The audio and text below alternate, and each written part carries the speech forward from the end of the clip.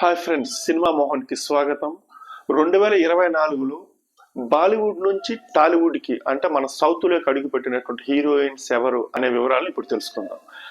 వివరాల్లోకి వెళ్తే ఇప్పుడు భాషాపరమైనటువంటి భేదాలు అంటే తెలుగు, తమిళ్, మలయాళం, నార్త్ ఇట్లాంటి అంటే హిందీ ఇట్లాంటి భాషా భేదాలన్నీ తొలగిపోయాయి. సినిమా వచ్చేసి హద్దులు దాటేస్తుంది. పాన్ ఇండియా సినిమాలు ఎక్కువగా రూపొందుతున్నాయి. మరీ ముఖ్యంగా మన సౌత్ నుంచి పాన్ ఇండియా సినిమాలు నార్త్ ఇండియాలో కూడా మంచి కలెక్షన్స్ వసూలు చేస్తుండడం అనేది మనకి ఆనందించదగ్గ పరిణామం. ఎప్పుడైతే సినిమాకు ఉన్నటువంటి భాషాపరమైన భేదాలు అయితే ఎప్పుడైతే తొలగిపోతూ వస్తున్నాయో, బాలీవుడ్ సౌత్ అనేటువంటి భేదం లేకుండా నటీనటులు కూడా అన్ని చోట్ల అంటే అన్ని చిత్రాల్లో నటించడానికి ఆసక్తి చూపిస్తున్నారు.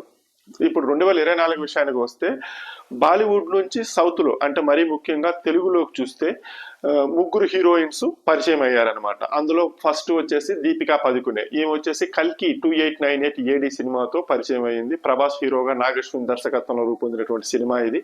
ఇందులో ఆమె సుమతి అనేటువంటి ఒక కీలకమైన పాత్రలో నటించింది. అందులో ఆమె ప్రెగ్నెంట్ లేడీగా నటించింది అనమాట. నిజానికి ఆ సినిమా చేస్తున్న సమయంలోనే దీపికా పదుకునే ప్రెగ్నెంట్ అయ్యింది. ఒక 12 బిడ్డకి జన్మనిచ్చింది కూడా. అంటే ఆ రియల్ లైఫ్ కి కనెక్ట్ అయింది.